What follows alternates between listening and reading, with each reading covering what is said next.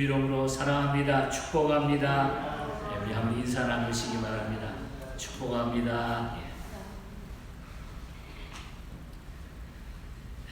요즘 이 팬데믹 기간 동안에 설교를 준비하면서 나름대로 그 목회자로 고민이 많아지면서 과거에 하나님의 교회들과 또 성도들을 영적으로 이끌었던 분들의 참 영성이 어떤 분이었던가, 이런 선배 목사님들을 찾아서 한번 리서치를 하면서 그 글을 여러 가지 읽게 되었습니다. 그 가운데 우리 한국교회 초창기에 참 영성이 뛰어난 목사님 가운데 이성봉 목사님이라는 분이 계셨습니다. 아주 훌륭한 부흥 강사였고 참 기도 많이 했던, 또 한국교회를 참 정성스럽게 성도들에게 신앙을 성장시키고 영성의 목회를 했던 그런 참 큰 부흥 강사였습니다. 이분의 글을 읽다가 보니까 이분은 늘 입버릇처럼 자주 사용하는 이분의 얘기가 하나 나타나는데, 그것은 교회를 가리켜서 이 목사님께서는 천당 지점이라, 교회는 천국 지점이라, 그런 이야기를 많이 했습니다. 여기에 천당 지점이라고 하면은 교회 속에 하나님 나라다운 모습이 교회에 있어야 하고, 또 교인들도 그런 삶을 살아야 된다 하는 그것을 강조하고 있는 것입니다. 그러기 위해서 교회나 교회는 날마다 성화되어 가야 된다. 변화가 되어야 된다. 날마다 신앙의 변화가 일어나야 된다는 거죠. 이것이 바로 우리 성도들에게 중요한 이 시대의 영성이라는 것입니다. 여러분, 바로 교회를 통해서 정말 천국 지점이 우리 교회가 되기를 원하고, 또 교회를 통해서 여러분들이 말 한마디, 또한 여러 가지 어려운 일들 서로 위로하고 격려하는 중에서 천국의 모습을 느끼는 이런 영성이 풍성한 우리 교회와 이 시대의 성도가 되시기를 축복합니다. 또 미국 교회 영성 지도자 가운데는 눈에 띄게 저한테 마음에 와닿던 분은 시카고의 중심으로 해가지고 미국 초대교회 부흥의 역사를 이끌었던 드와이트 무디 목사님을 저는 아주 관심 있게 글을 읽게 되었습니다. 이 무디 목사님이 한 번은 목사님들과 자담회를 가지면서 교회 부흥의 비결과 방법이 무엇인가 라고 질문을 받게 됩니다. 그 질문을 받고서 무디 목사님은 그런 얘기를 했습니다. 자기 영혼의 문제를 매일 5분씩만 진실하게 생각하고 기도하는 사람 20명이 당신 교회에 있다면 당신의 교회는 틀림없이 부흥하게 될 것입니다. 걱정할 것이 없습니다. 기도가 아니고는 부흥, 기쁨, 축복, 평안을 기대할 수 없다는 얘기입니다. 모든 이 땅 위에 우리가 이룰 수 있는 것들, 우리가 가지고 갈 수 있는 것들, 남길 수 있는 것들, 우리가 자신 있게 그것을 승리할 수 있는 그 길은 기도밖에 없다. 기도밖에 없다는 겁니다. 여러분, 어려울 때일수록 기도 많이 하시기를 바랍니다. 저는 오늘 4번째로 또 기도에 대한 설교를 저도 모르게 준비하게 되었습니다. 제 아무리 어렵고 힘든 고통이나 고난이라도 하나님이 주신 기회로 믿고 받아들이면 극복의 길이 열리지만, 고난 앞에 무릎을 꿇어버린다고 하면 실패와 절망의 나락으로 떨어져서 굴러떨어지게 결국 실패하고 망하게 된다는 것입니다. 음악가 가운데 제가 음악을 대학에서 처음 공부할 때 그 히스토리 오브 뮤직을 가르쳤던, 지금은 고인이 되셨습니다만 그 부름받아 나선 이름을 작곡하셨던 그 이우선 교수님께서 첫 시간에 베토벤에 대한 이야기를 자세하게 들려줬습니다. 아마 그것은 젊은 학생들에게 굉장히 도전을 주기 위한 그런 이야기로 받아들였대요. 지금도 그 이야기가 저에게는 아주 많이 남아 있습니다. 베토벤의 아버지 요한 판 베토벤은 알코올 중독자였습니다. 돈만 생기면 술을 그냥 계속해서 마셨던 분입니다. 베토벤은 11살 때부터 극장 오케스트라에서 돈을 벌어야 됐고 17살 때는 베토벤의 어머니가 폐결핵으로 세상을 떠나서 이 베토벤은 어릴 시절부터 동생까지 부양하는 소년 과장이 됩니다. 음악가의 생명은 듣는 건데 이 청음인데 30세부터 베토벤은 귀에 이상이 생겨가지고 말년에는 거의 소리를 듣지 못했습니다. 그가 자신의 교향곡인 심포니 넘버 9을 연주했을 때에 기립박수는 물론 흥분한 청중들의 소동을 벌일 정도였는데도 불구하고 그는 전혀 그 소리를 듣지 못합니다. 참 불행한 그런 생애를 살아갑니다. 베토벤은 추운 겨울 눈보라치는 밤 57세를 일기로 일찍 세상을 떠나게 됩니다. 그는 불행하고 고독한 음악가였습니다. 하지만 그의 작품 가만히 우리가 뚫어지게 보면은 그 작품의 대부분은 한의와 장엄함과 웅대함으로 가득 차 있습니다.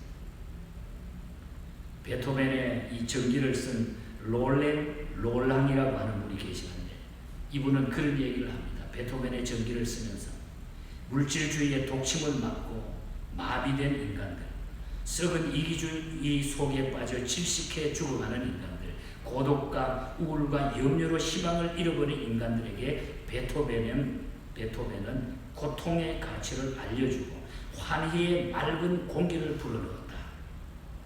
오늘 이 시대에 여러 가지 도전을 던져주고 간 사람이 베토벤이었다. 극복을 하면서, 어려움을 극복하면서.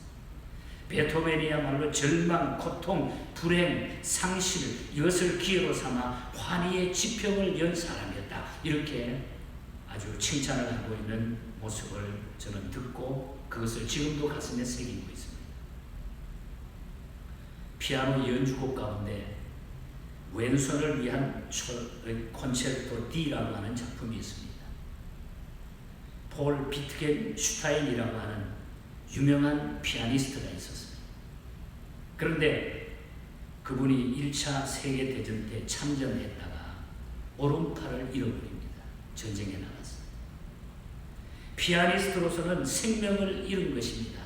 팔 하나를 잃은 것은 생명을 잃은 거나 마찬가지입니다. 그것도 오른팔을 잃어버리고 절망에 빠져있는 그에게 어느 날 악보 하나가 우편으로 우송되어 옵니다.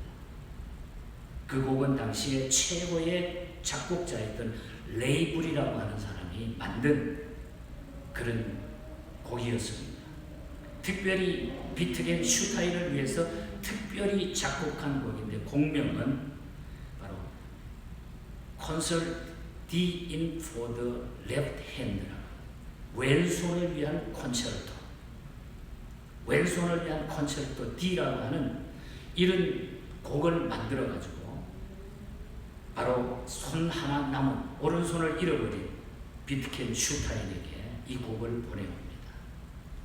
감격한 그는 이 곡을 고통과 아픔과 싸우면서 연습했고 왼손 하나만으로 연주하는 데 성공을 합니다.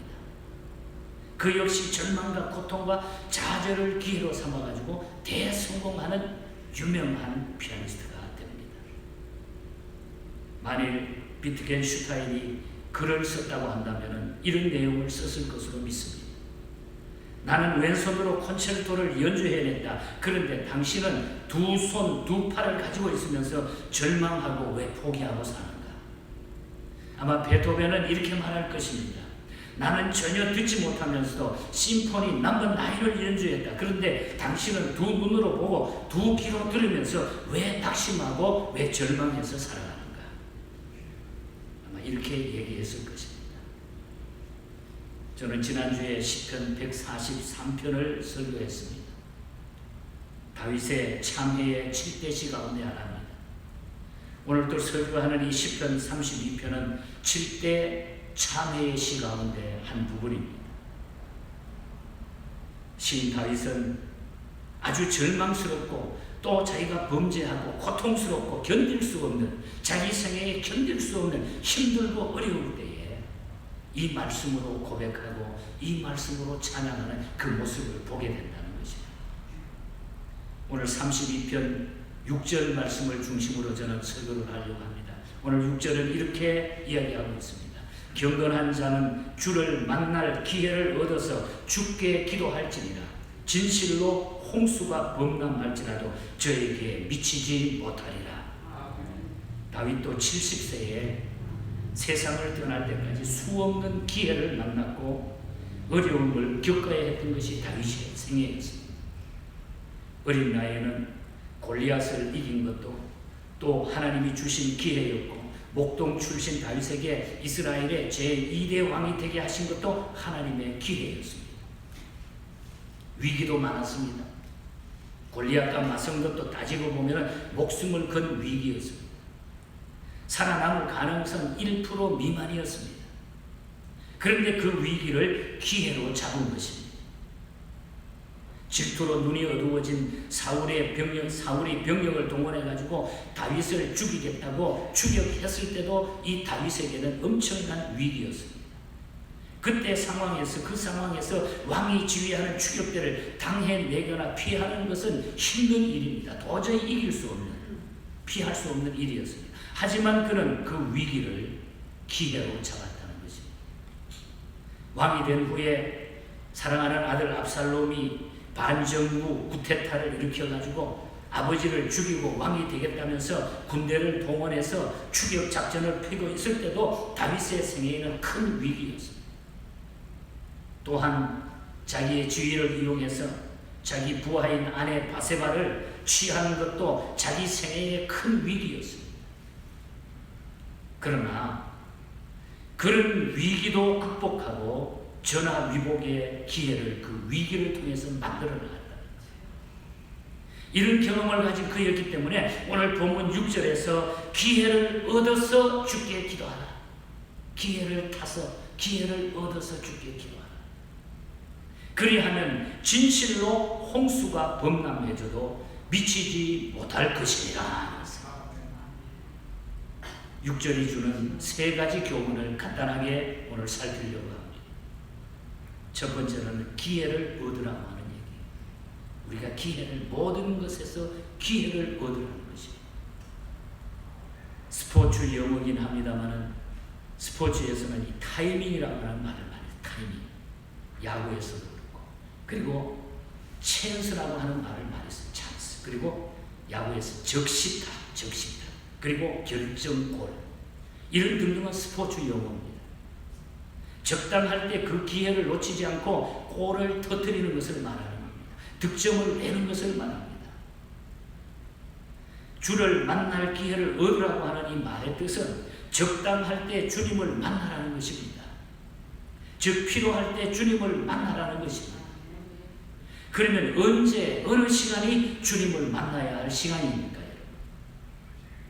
개혁자 마틴 루터는 우리가 주님을 만나야 할 시간은 순간순간이다. 그리고 그때마다 주님을 만나야 된다. 순간순간, 그때마다 언제나 만나야 된다고 이 말씀을 해석했습니다. 어느 날은 꼭 만나야 하고 어느 날은 만나지 않아도 될 날이 따로 있습니까? 그렇지 않다는 거예요. 힘들고 괴롭고 아프고 실패했을 때는 주님 만나야 하고, 잘 벌고 잘 먹고 잘 살 때는, 건강할 때는 주님을 만나지 않아도 됩니까? 그게 아니라는 거예요.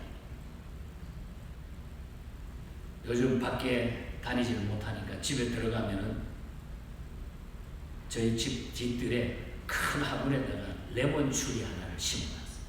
이 조그만 레몬인데 얼마나 기특하게 이 레몬이 조그만데도 불구하고 나무보다 레몬 열매가 더 많이 맺었어요. 조그만 32개나. 그래서 매일 세어봐요. 누가 따갈까 안 따갈까. 이 레몬이 신기하게 큰 거예요. 이제 노랗게 되어가는데, 그리고 그 옆에 뭐 고추도 다른 것도 이렇게 심어서 이렇게 해봤는데, 어떤 데는 꽃나무 가지도 이렇게 잘라주는데, 그 꽃나무를 보다가 가지에 붙었을 때 그렇게 싱싱하게 있다가 잘라가지고 조금만 놔두면 그것이 그냥 시들어가지고 쓰레기통으로 갑니다. 제가 그것을 보면서 이 나무라고 하는 것, 꽃나무라고 하는 것, 식물이라고 하는 것은 그게 원줄기에 붙어있지 않으면 그 다음에는 다 끝나버린다는 거예요. 따버리면, 잘라버리면 나무가 그 가지가 자라가지고 나무가 커져가지고 나 이제 큰 나무 되었으니까 나 독립할 거야 하고 거기서 잘려나가면서 어떻게 됩니까? 죽게 됩니다. 마음대로 잘려서 독립합니다. 며칠이나 살겠습니까? 여러분, 우리가 주님 앞에 살아가는 것은 계속해서 매일 순간 시시때때로 주님 안에 계셔야 된다는 거예요. 이 주님을 만나야 돼요. 우리 인생도 예외가 아닙니다. 살아도 예수, 죽어도 예수라는 거예요. 살아도 못 살아도 잘 살아도 성공해도 실패해도 예수라야 된다. 요한복음 그래서 15장 4절에서는 내 안에 거하라 나도 너희 안에 거하리라. 저희가 포도나무에 붙어있지 아니하면 스스로 열매를 맺을 수 없는 같이 너희도 내 안에 있지 아니하면 그리하리라. 주님께 잘려나가면, 주님과 멀어지면, 잘려나가면 아무 쓸데가 없다는 거예요. 죽음밖에 없다는 거예요. 요한복음 15장 5절에서는 나를 떠나서는 너희가 아무것도 할 수 없음이니라. 저는 이 말씀이 너무나 격려합니다. 너희가 나를 떠나서는 아무것도 할 수 없는 거예요. 내가 뭘 할 수 있는 것 같지만 우리 주님을 떠나서는 아무것도 할 수 없다. 지금이 이때가 이 시간이 만날 기회인 것입니다. 지금 여기서 기회를 놓치면 그 기회는 영영 우리 곁을 떠나게 될 것입니다. 보딩이 끝나고 비행기가 활주로를 들었으면 탑승이 안 됩니다. 기차도 떠난 뒤엔 탈 수가 없습니다. 바울 사도는 고린도후서 6장 2절에서 보라 지금은 은혜 받을 만한 때요 보라 지금은 구원의 날이로다. 지금이 구원받고 은혜 받고 지금이 가장 귀한 날이고 지금 이 순간이 우리는 주님 앞에 최고의 시간이라는 것입니다. 야구도 축구도 배구도 농구도 기회를 놓치면 득점이 없습니다. 찬스를 놓쳐버리면 아무것도 없습니다. 끝나버립니다. 오늘 여기서 은혜 받고 예수 영접하고 구원 받으라는 거죠. 이미 우리는 이 구원을 받았으니 하나님 앞에 감사할 수밖에 없다. 감사해야 된다. 예수 안에 사는 것이 최고의 복이라고 하는 것. 빌 게이츠와 함께 세계 최대의 부자가 된 워렌 버핏은 11살 때부터 주식 투자를 해가지고 80세 넘기까지 투자의 승부를 일궈낸 아주 대단한 그런 부자요 유명한 분이 아닙니까? 그분이 2006년도에 6월 25일에 자기 재산의 85%에 해당하는 30억 불 이것을 빌 게이츠가 만든 재단에 기부함으로써 역사상 최대의 자선가가 되었습니다. 평소 그분은 그렇게 얘기했습니다. 낭비 습관은 사람에게 게으름으로 만들고 많은 유산이 자식의 인생을 망친다고 하면서 검소한 생활로 본을 보이면서 늘 살아왔다고 그랬습니다. 6살 때에 이분이 콜라 한 상자를 사다가 팔아가지고 5센트의 이익을 남기고 너무너무 좋아했다는 거예요. 중학교 시절에는 새벽마다 신문 배달을 해서 돈을 벌었다고 합니다. 그리고 콜롬비아 대학에서 벤자민 그레이먼 교수를 만나가지고 가치 투자의 철학을 배우게 되었습니다.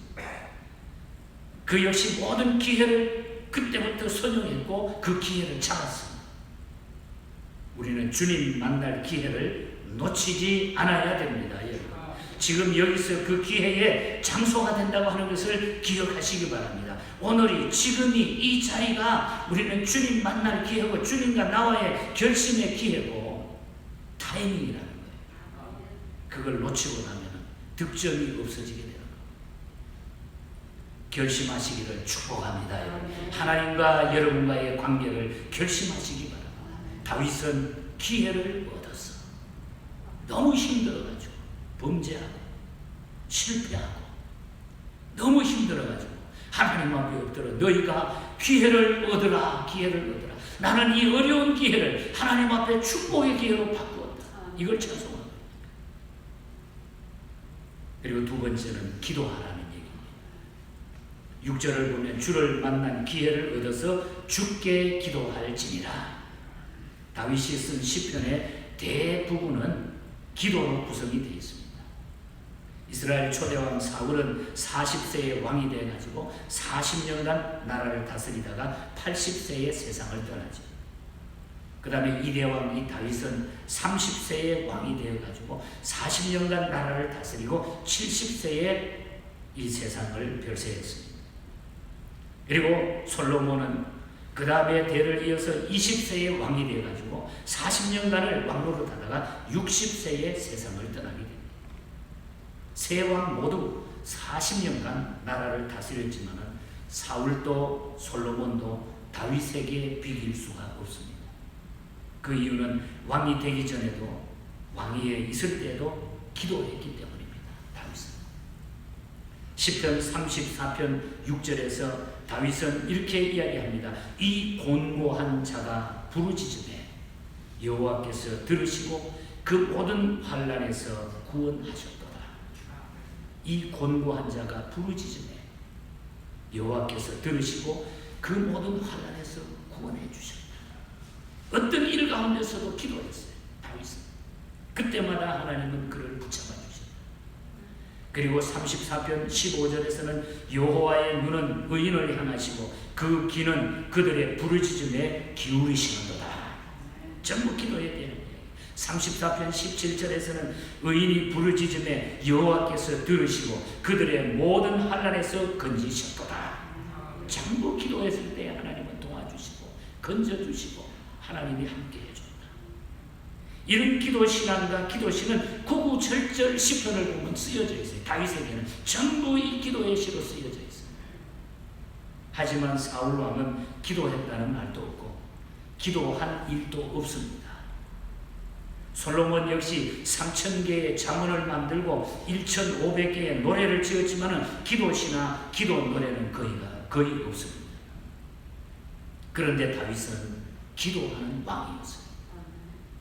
히스기야도 기도하는 왕이었습니다. 아수르 사네립 왕이 18만 5천 명의 대군을 이끌고 예루살렘을 포위해서 공격할 때 그는 하나님 앞에 나가 기도했어요. 어떤 작전을 세운 일이 아니라 죽을 병이 들어 사경을 헤맬 때도 하나님 앞에 기도했어요. 이사야 38장 5절에 보면 내가 내 기도를 들었고 내 눈물을 보았노라. 하나님이 그렇게 왕의 기도를 하나님이 들으셨고 왕의 눈물을 보셨다는 것은 기도를 응답하시겠다는 약속을 하나님이 해주셨다. 하나님은 대통령들의 기도도 다 들으십니다. 미국의 경우 보면은 초대 대통령 워싱턴, 3대 대통령 제퍼슨, 16대 링컨, 38대 카터, 42대 부시 모두가 다 기도하는 대통령들이었어요. 미국의 필라델피아에 가보면 지금도 벨리 포지라고 하는 곳에 가면 워싱턴 기념교회가 멋있게 세워져 있습니다. 이곳은 전쟁 때에 워싱턴 장군이 사설을 넘어서 싸운 곳입니다. 기념교회는 워싱턴의 기도문이 지금도 새겨져 있습니다. 우리 한국말로도 번역이 되어 있습니다. 전능하신 하나님, 미국을 보호할 수 있는 이는 오직 하나님뿐인 것을 믿습니다. 이 나라의 지도자들이 하나님의 말씀에 순종하게 하시고 국민은 사랑하는 마음을 주옵소서. 이 나라의 지도자들이 하나님의 말씀에 순종하게 하옵소서. 새벽 4시에 서재에 들어가서 무릎 꿇고 기도하는 것으로 하루 일과를 시작했다고 지금도 전해지고 있습니다. 이승만 대통령도 기도하는 대통령이었습니다. 6.25 전쟁 때 대구의 피난지에 내려가가지고 매일 밤 기도했다고 기록에 남겨져 있습니다. 하나님, 제 늙은 목숨 조국 통일의 재단에 바치겠습니다. 총이 없는 우리 아이들을 보살펴 주옵소서. 이런 기도를 매일 드렸다고. 다윗의 기도, 히스기야의 기도, 워싱턴의 기도, 링컨의 기도, 카터의 기도, 이승만의 기도, 이 대통령의 기도가 자리 잡아서 하나님은 놀라운 그 기도의 응답으로 지금까지 이 역사를 지탱해가고 있다는 것입니다. 저는 이 어려운 시절에 미국의 대통령 트럼프, 우리 한국의 대통령 문재인 씨 기도하는 사람이 됐으면 좋겠습니다. 하나님을 두려워하고. 지금 우리는 기회를 얻어서 기도할 때입니다. 지금이야말로 우리는 전 세계가 기회를 얻어서 기도할 때라는 거예요. 정치, 경제, 사회, 교육, 문화, 언론 그 어느 곳 하나도 성한 곳이 없다는 얘기예요. 곳곳에 여러 가지 일들이 여러분 나타나고 있습니다. 기도로 승부를 걸어야 됩니다. 지금 우리는 기도해야 돼요. 팬데믹의 이 시기 동안에 우리는 하나님의 뜻이 있기 때문에 우리가 할 수 있는 일은 하나님 앞에 기도할 수밖에 없는 거예요. 요즘 세계 돌아가는 거 한번 보세요. 지난 주간 한 주간 엄청난 일들이 지금 지구촌에 벌어지고 있습니다. 지금 중국 창징이라고 하는 곳에는 한 달째 계속 비가 오고 있어요. 물폭탄이 막 떨어지고 지금 2천만 명의 이재민이 나오고 있어요. 그래서 제가 뉴스를 잠깐 보니까 아파트가 4층까지 물이 다 들어가는데 물이 그냥 팍 떨어지니까 물폭탄이 돼가지고 집이 빵빵 나가요. 한 달째 지금 비가 내리고 있어요. 일본 규슈현에는 사흘째 물폭탄이 떨어져가지고 수십 명이 지금 죽어가고 있어요. 미얀마에는 화산이 폭발돼가지고 수많은 인명들이 지금 죽어가고 있어요. 돼지에서 나타난 바이러스가 사람에게 다가오고 있다고 지금 또 세계는 떠들썩하고 있어요. 아시아 쪽으로 메뚜기 떼들이 지금 이동해서 곳곳에 출현하고 있어요. 우리 한국에는 지난 주간에 정말 가슴 아픈 일을 우리 목사님들은 전부 그 메일을 다 주고받고 있어요. 한국에 차별금지법이 곧 통과된다는 거예요. 차별금지법이라는 게 뭡니까? 이 법이 통과되면 교회를 말살시키는 작전이 된다. 목사가 강단에서 성경적인 바른 설교를 할 수 없게 된다. 기도해야 된다고 하는 것이 모든 목회자들이 지금 긴장하고 있는 이런 상태입니다. 세계는 지금 이렇게 돌아가고 있습니다. 우리는 기도할 수밖에 없습니다. 기도의 때를 선용해야 됩니다. 기도해야 됩니다. 기도할 때 하나님은 모든 것을 거두어 주실 것이고 하나님의 뜻대로 이 모든 것을 이루어 주실 줄 믿습니다. 마지막으로 결론적인 얘기입니다. 세 번째로는 홍수를 겁내지 말라는 거예요. 정말 위로가 되는 메시지. 주님을 만나는 기회를 얻은 사람, 하나님이 주신 기회를 잡아 기도하는 사람에게 오는 축복이죠. 오는 축복. 기도하는 자에게 주시는 축복. 그것은 홍수가 범람하지 못한다. 그렇게 말합니다. 홍수가 범람하지 못한다. 여기서 말하는 홍수라고 하는 것은 예기치 않은 환란이나 갑자기 닥치는 재앙을 뜻하고 있습니다. 환란이나 재앙이 올 수 있습니다. 그러나 주님을 만나서 기도하는 사람들에게는 범람하지 못한다는 겁니다. 여기 범람이라고 하는 것은 차고 넘쳐 헤어나오지 못하는 것을 말하고 있습니다. 진정 주님을 찾고 만나서 기도하는 사람들은 홍수가 와도 함몰되거나 빠져 죽지 않는다. 하나님이 보호하신다. 하나님이 지키신다. 그런 얘기입니다. 기도할 때에 모든 것은 해결될 줄 믿습니다. 기도할 때에 하나님의 뜻대로 모든 일은 진행되게 되어 있어요. 그래서 우리가 할 수 있는 일은 우리의 힘으로 할 수 있는 것은 기도할 수밖에 없습니다. 독수리와 닭은 다른 점이 많은 그런 조류입니다. 전문 조류 연구가들의 이야기를 들어보면 크기도 다르고 생김새도 다르고 힘도 차이가 있습니다만 가장 큰 차이점은 독수리하고 닭은 폭풍이 불게 되면 닭은 날개 속에 머리를 묶고 제 몸을 숨긴다고 합니다.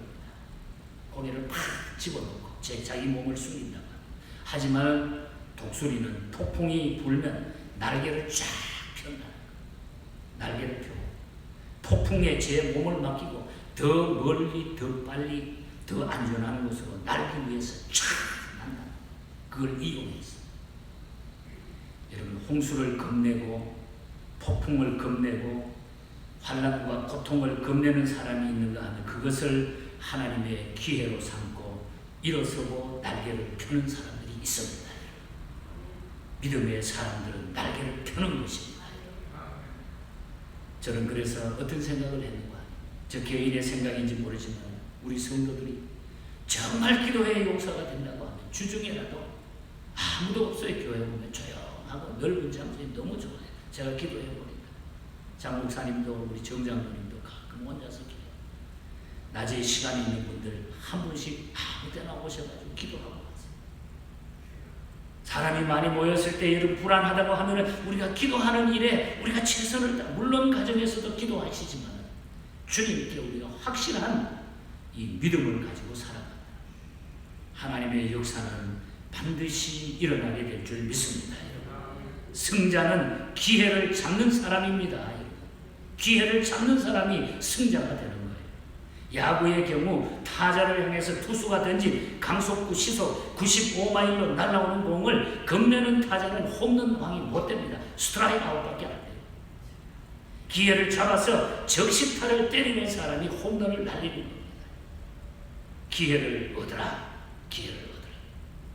기도하라. 홍수를 겁내지 말라.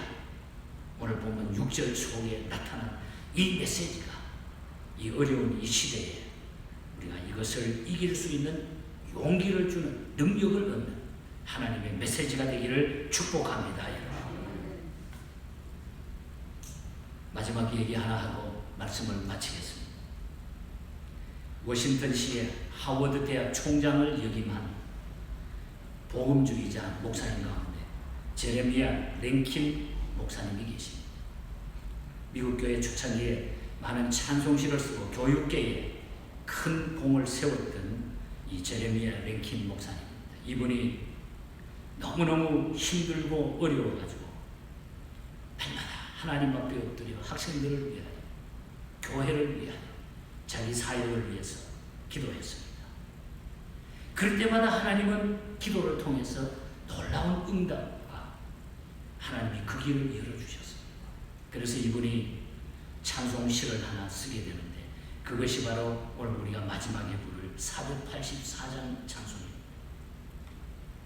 이 찬송의 원뜻은 Tell it to Jesus라고 하는 예수께 아뢰라. 예수께 아뢰라.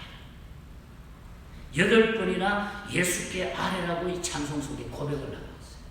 마음속에 근심 있는 사람, 슬픈 마음 있을 때라도, 눈물 나며 깊은 한숨 쉴 때도, 은밀한 죄 내게 있더라도, 괴로움과 두려움 있을 때에도 내일 일을 염려하지 말고 기도하라고 이야기합니다.